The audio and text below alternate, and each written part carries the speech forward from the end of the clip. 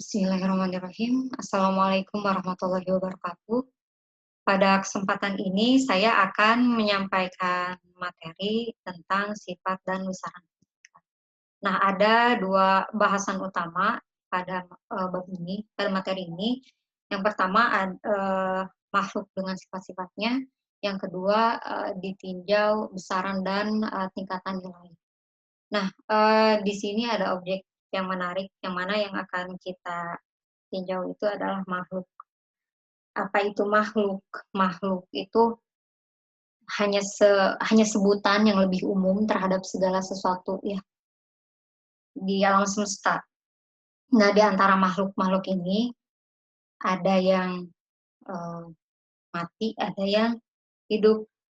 Kalau yang hidup berarti dia mempunyai kemampuan berkembang biak, sedangkan yang mati berarti dia tidak mempunyai kemampuan untuk berketurunan. Nah, sebutan makhluk yang terakhir barusan yang tidak mempunyai keturunan lebih dikenal sebagai benda ya. Nah, di sini akan kita tinjau di makhluk mati ini. Tapi nanti ketika digabungkan dengan ilmu biologi kita akan meninjau makhluk hidupnya itu sendiri. Nah, secara sepintas telah diketahui bahwa berbagai jenis benda seperti batu berbeda dengan kapur tulis. Terus ada kayu, ada air. Nah, mereka semua berbeda karena mereka tampil dengan ciri yang berbeda pula, ya, atau kita sebut identitas yang mempunyai identitas khas dan unik ya, sebagai sesuatu yang beda dari lainnya. Nah, sesuatu dapat dibedakan dari yang lainnya karena apa? Karena kepemilikan sifatnya ya. Karena kepemilikan sifatnya. Kita mengenal ada sifat kebendaan atau materi, ada sifat warna, ada sifat panjang, ada sifat waktu, ada sifat listrik, dan seterusnya. Contohnya ada batu yang kecil, ada batu yang besar. Begitupun ada batu yang sedang ya. Demikian pula untuk sifat-sifat yang lainnya, sangat banyak bisa kita temukan di alam semesta ini. Nah, dua buah benda akan dinyatakan berbeda karena pada masing-masingnya selalu ada paling tidak satu sifat yang berbeda. Misalnya berbeda dalam sifat warna, ukuran, bau, kedudukan atau posisi, ataupun tempat dalam ruang. Nah, sifat-sifat itu tidak selamanya sama ya, tidak tetap keadaannya. Sifat tersebut dapat berubah. Nah, sifatnya dapat berubah. Perubahan ini membawa makna perbedaan dalam waktu yang berbeda juga, ya. Yang berbeda yang dalam selang waktu tertentu, perubahan suatu sifat tersebut akan menampilkan suatu perilaku. Nah, sederetan perubahan sifat atau perilaku yang teruntai pada waktu tertentu kita sebut sebagai proses. Jadi seperti ini ceritanya. Ada makhluk, terus setiap makhluk mempunyai ciri yang berbeda dan memiliki pemilikan sifat. Sifat tersebut tidak tetap, artinya berubah. Sifatnya pun berubah dari perubahan itu pada waktu selang tertentu ada perubahan perilaku yang kita namakan proses. Nah, ada perubahan kedudukan yang disebut sebagai gerak, ada perubahan ukuran atau bentuk, ada perubahan warna, dan masih banyak perubahan-perubahan lainnya. Nah, ini hanya pengenalan saja ya. Oke, lanjut masuk ke besaran dan tingkatan nilai. Nah, pengakuan keberadaan seluruh isi alam semesta ini diawali oleh adanya sifat dasar tadi ya.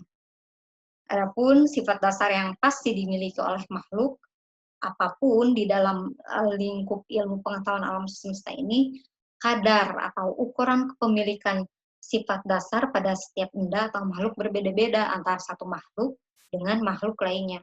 Nah, ukuran ini pula yang menyatakan bahwa segala sesuatu tidak saja berbeda dalam jenis, tetapi juga berbeda dalam tingkatan. Jadi benda itu berbeda dan memang ada tingkat-tingkatannya. Nah, sebutan tingkatan-tingkatan tersebut kita kenal, ada besar, ada kecil, di benda apapun, ada kuat, ada lemah, tinggi, rendah, terus apa lagi? Ada terang, gelap, terus kalau di cuaca yang berhubungan dengan suhu itu ada ada dingin, panas, ya. Nah, tetapi tingkatan besar, kecil, kuat, lemah itu menimbulkan subjektivitas karena tidak jelas berapa nilainya, ya. Nah, agar memenuhi kaidah objektivitas dalam ilmu fisika, ukuran atau nilai dari suatu sifat dinyatakan oleh angka atau bilangan, ya.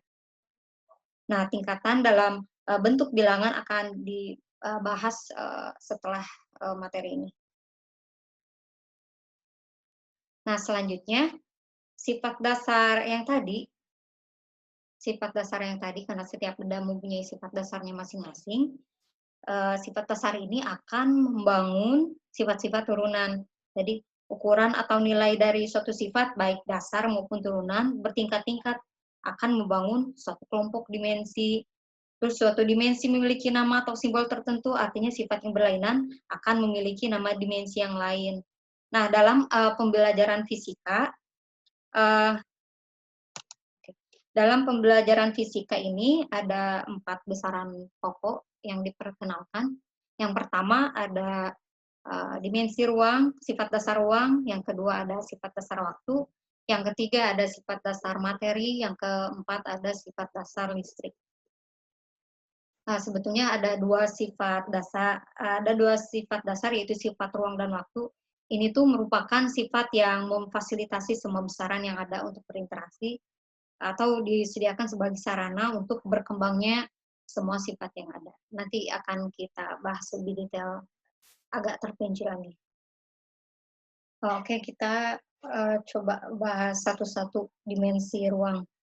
Nah, dimensi ruang ini merupakan sifat benda dalam penguasaan ruang atau sifat otoritas, ya, otoritas dalam penempatan ruang yang memberikan makna bahwa setiap benda menempati ruang tertentu. Jadi kalau lebih tegas lagi, artinya seperti ini. Apabila suatu ruang itu telah ditempati oleh suatu benda, maka tidak mungkin ada benda lain di tempat sana. Ya. Nah, yang kedua ada dimensi waktu. Nah, atau besaran waktu, ya. Nah, satuan dari besaran waktu ini adalah sekon. Sebagaimana halnya pada besaran panjang.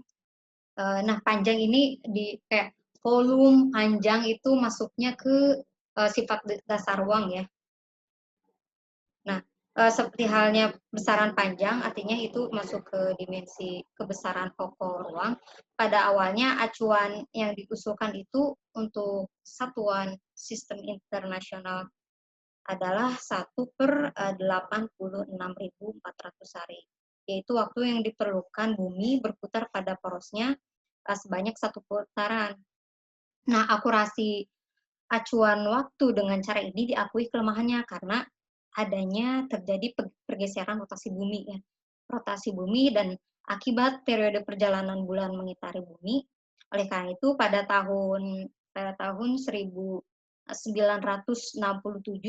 dalam konferensi internasional tentang acuan besaran pokok disepakati jam atomik sebagai acuan satuan waktu, sehingga 1 detik atau 1 sekon adalah 9 ini periode pancaran cahaya yang saya ingat, pancaran cahaya yang keluar dari atom cesium. Nah, yang ketiga ada besaran pokok materi atau dimensi materi, ya. Dimensi materi atau kebendaan. yang sering kita sebut sebagai besaran massa. Besaran massa. Satuan dalam sistem satuan internasional ini adalah kilogram. Nah, acuannya ini massa 1 kilogram dibuat dari paduan bahan iridium platina yang ditempatkan di Badan Internasional Urusan Acuan Ukuran Berat di kota Sèvres dekat Paris katanya. Yang keempat ada besaran listrik. Besaran listrik atau dimensi kelistrikan atau muatan listrik. Satuan yang dipakai dalam sistem internasional, satuan internasional adalah coulomb. Nah, sifat kelistrikan membangun sifat dinamis ya yang seolah tak terpengaruh oleh jarak ya. Dan sebetulnya untuk penentuan nilai satu kolom itu para ahli cukup kesulitan. Namun ada kesepakatan para ahli bahwa untuk satu elektron memiliki ukuran muatan sebesar 1,602 kali 10 pangkat min 19. Ini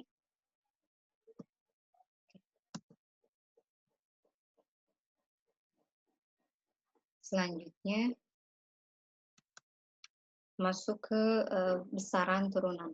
Oh ya, sebelumnya loncat dulu ke sini biar ya ini adalah ada beberapa contoh dari dimensi ruang berupa panjang. Di sini akan saya sampaikan hanya di dimensi panjangnya saja karena untuk pengukuran biasanya pakai panjang anak biologi. Ya, jadi bilangan yang mempunyai fungsi guna sebagai cara untuk menyatakan ukuran meliputi keadaan yang sangat kecil, atau yang sangat sempit, meliputi sampai ke keadaan yang sangat luas. Jadi kita bisa lihat di tabel ini dimulai dari ukuran yang terbesar sampai ukuran yang terkecil.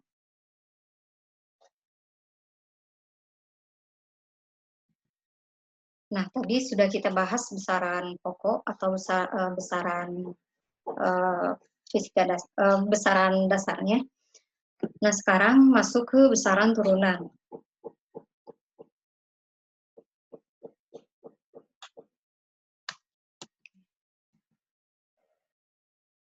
Ya, bahwa tadi sudah sempat diulas, semuanya tidak ada yang tetap, semuanya berubah, dan begitupun tentu saja di alam ya, alam terus berkembang, berproses dari satu keadaan setimbang ke keadaan setimbang berikutnya.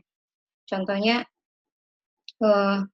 makhluk dasar seperti neutron, proton, dan elektron berproses membangun atom. Lalu atom-atom membangun molekul.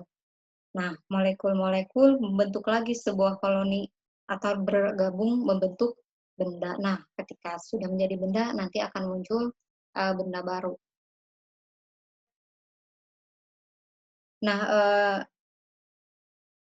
sudah barang tentu ya bahwa benda baru memiliki nilai baru juga, sehingga suatu sifatnya pun dapat berubah. Contohnya dari besaran pokok tadi, dimensi nilai materi yang ditinjau terhadap kedudukan dalam ruang sering disebut distribusi massa dalam ruang. Artinya massa dibagi volume ya, yang kita kenal dengan rapat massa atau satuannya kilogram meter kubik per meter kubik. Oke, lanjut ke tabel ini. Di tabel 1.2 ada beberapa contoh ukuran pada organisme. Saya harap ini hafal untuk ukuran dari prefiks ini.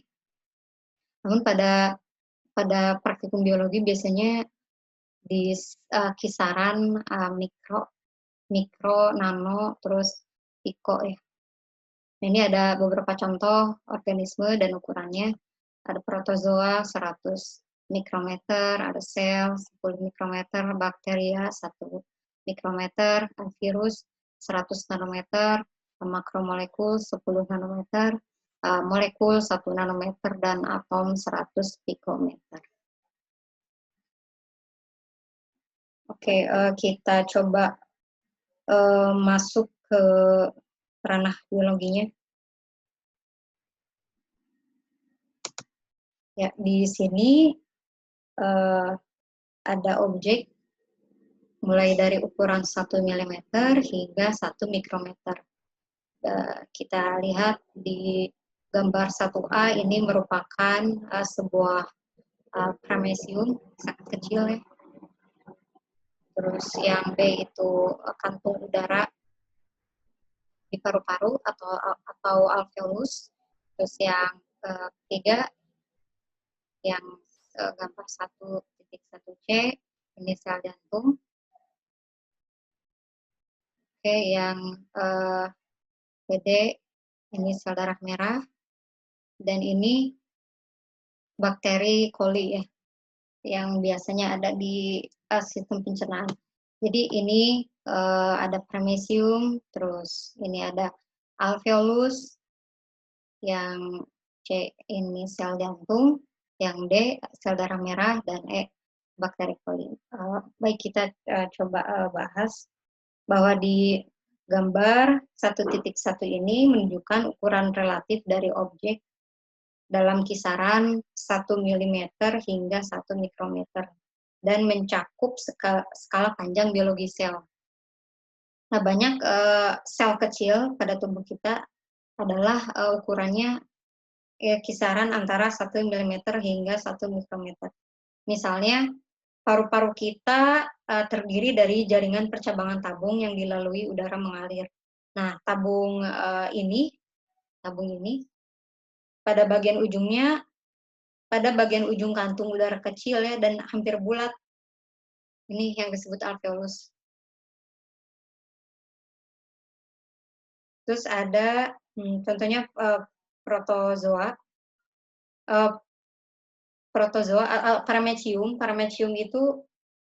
Paramecium itu adalah protozoa yang ukurannya 250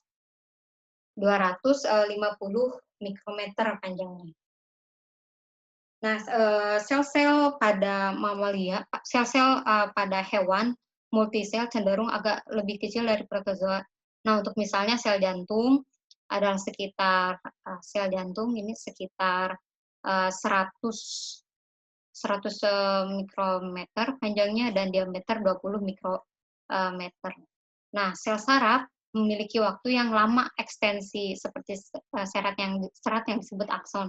Nah, akson ini muncul dalam berbagai variasi ukuran dari diameter 1 mikrometer hingga puluhan mikron. Contoh binatang yang mempunyai akson adalah cumi-cumi. Cumi-cumi itu mengandung akson raksasa hampir 1 mm dalam diameter. Nah, akson ini memainkan peran penting dalam ilmu biologi, nanti akan kita bahas di bab selanjutnya. Nah, selanjutnya yang gambar D ada sel darah merah. Nah, sel darah merah kita atau kita sebut eritrosit membawa oksigen, fungsinya itu membawa oksigen ke seluruh bagian tubuh kita. Nah, sebenarnya sel darah merah sama sekali bukan sel yang sebenarnya, melainkan ya sel saja. Nah, sel darah merah berbentuk cakram, ukurannya diameternya itu sekitar 8 mikrometer dan ketebalannya 2 mikrometer.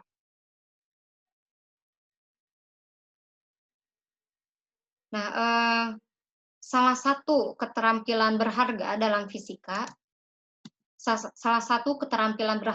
fisika adalah kemampuan membuat perkiraan urutan besaran, yang berarti kita menafsirkan atau menghitung sesuatu yang kira-kira benar. Misalnya, tadi ukuran-ukuran tadi kan itu sebetulnya tuh bukan sesuatu yang pasti ya.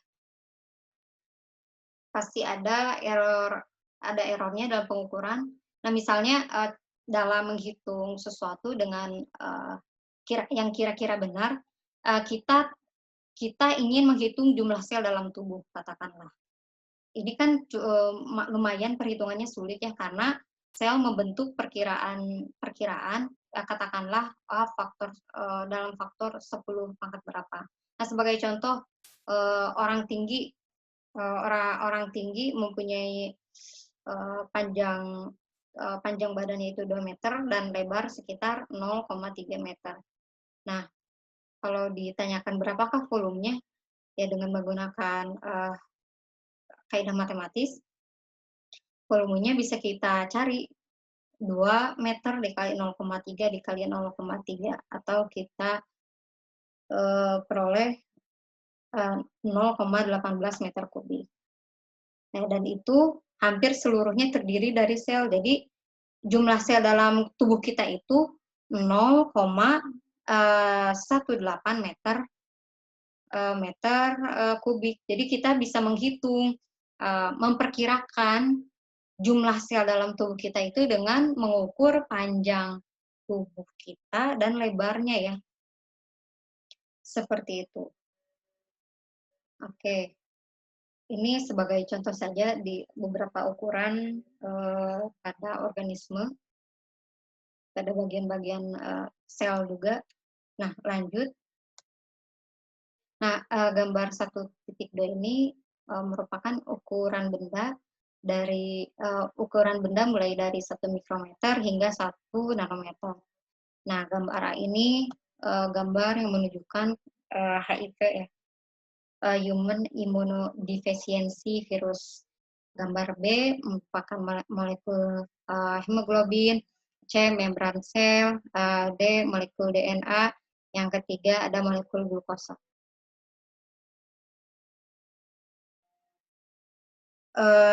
Sel yang paling sederhana, oke tadi B, yang ini belum, yang bakteri ini tadi belum ya. Jadi sel yang paling sederhana kita sebut prokariota dan tidak mengandung struktur subseluler. Nah, bakteri coli ini merupakan sel prokariotik yang paling umum dan ukurannya itu mencapai sekitar 2 mikrometer. Oke, lanjut.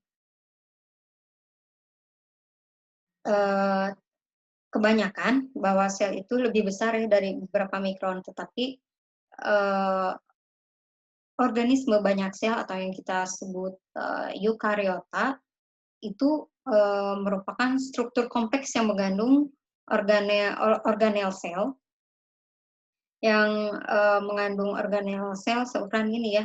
Contohnya mitokondria organel tempat banyak proses kimiawi yang menyediakan energi untuk sel berlangsung. Nah, biasanya berukuran sekitar 2 mikrometer.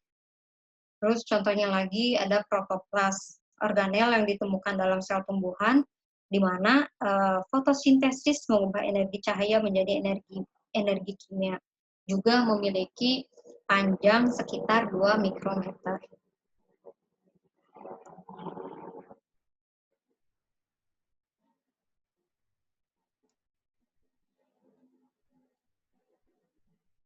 Oke, untuk bab sifat dan besaran fisika untuk pengenalan prodi biologi cukup sekian. Jadi intinya adanya besaran dan tingkatan nilai ini mempermudah kita akan menakar sesuatu. Nah, sesuatunya itu benda.